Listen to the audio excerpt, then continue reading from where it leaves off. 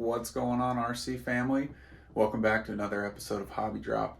Today we're running the first of our beginner's guide series.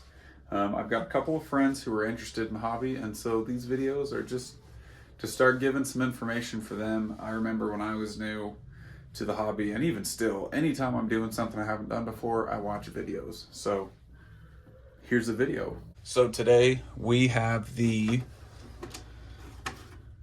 axial Scx10iii Gladiator, and we are taking the stock tires off.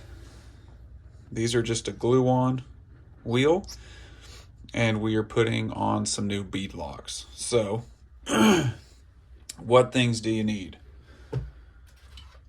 You'll need a socket to get the old tire off. You'll need, depending on what your bead lock is, you'll need a few different Allens. So I'm gonna need the smaller, what is this? 1.5 millimeter, as well as a larger 2 millimeter. So I'm gonna need both of these. The wheel that we picked up is a super cheap one off of Amazon. I will show you a picture of what it is so that you could order it if you want to. These actually look really good. I'll show you here.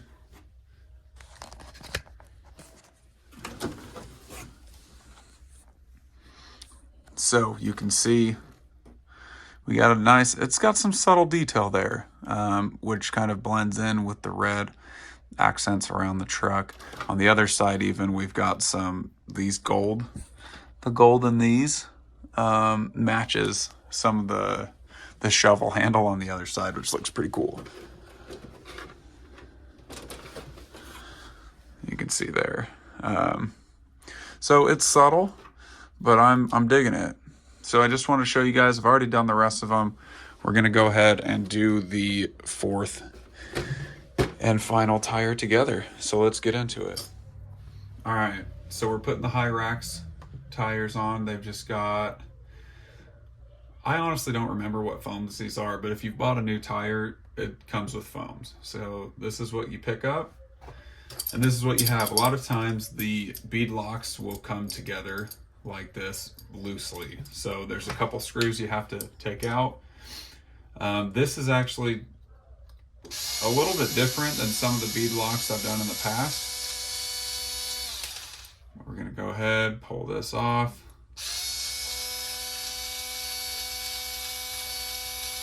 Shout out to Cody over there at SkyRC. Recommended this little drill for me. It's a Racer's Edge brand. Makes doing this kind of stuff really easy. Okay, so you can see we've got 3 pieces here. We've got the ring, and this is what actually tightens down the pressure to hold the tire on. We've got the centerpiece, and then the hub, or whatever you'd want to call it there. This holds the lip on this back side of the tire. So the first thing we do, we'll go ahead, fit this in here. Just like that. And these, I don't know if you can see this. In there, the foams are actually kind of sticking out past this ring on either side. It's not ideal, but I don't think it really matters. So after that, you're gonna just take this other piece and slide it into that center piece that we just put in.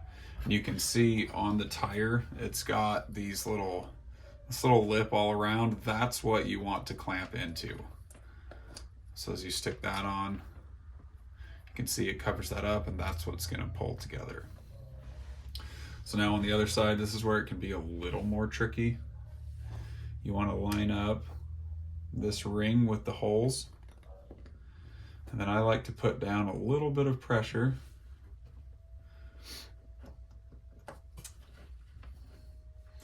This thing's gonna fall off on me a few times.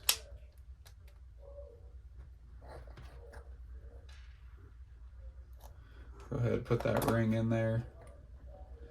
Line up the hole. And I don't tighten the first one down all the way. One, it'll prevent stripping if there's too much resistance. So on the next one, I'm going to go across from the one I just put in. Okay, put it in the top first. Put a little pressure to help it out so your screw isn't fighting.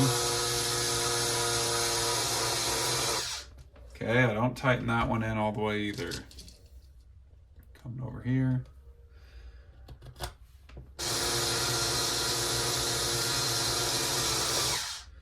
So now I'm gonna work and tighten these all down a little bit. Okay, so this is kind of a pain in the rear end, but it works to be able to show you. So you can see right here, we're not clamped down on the tire. So if you're hitting a side hill or whatever, we don't have our tire locked in. So unfortunately, we're gonna have to go through, take these out and make sure that lands. So let's do it.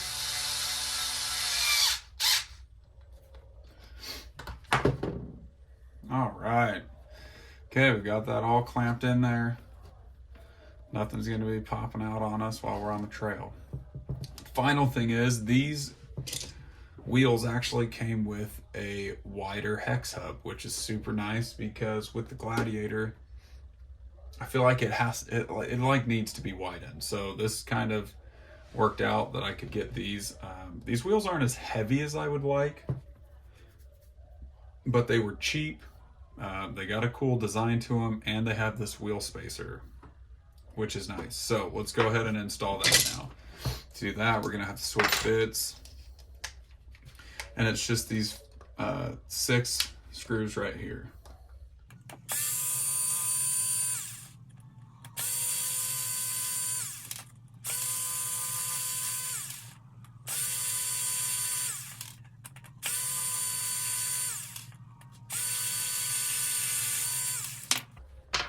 Okay, now that we got those out, you can see here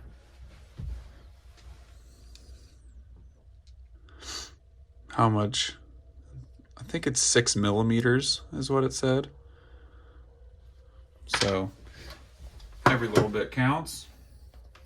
Let's go ahead, put a screw on here first. Line these up from the back.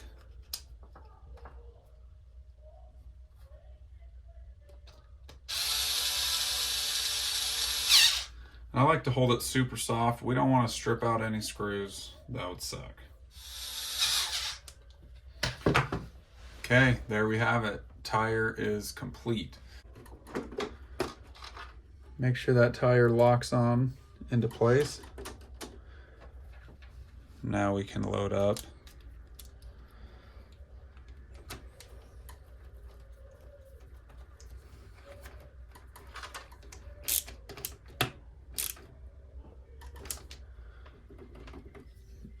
Right.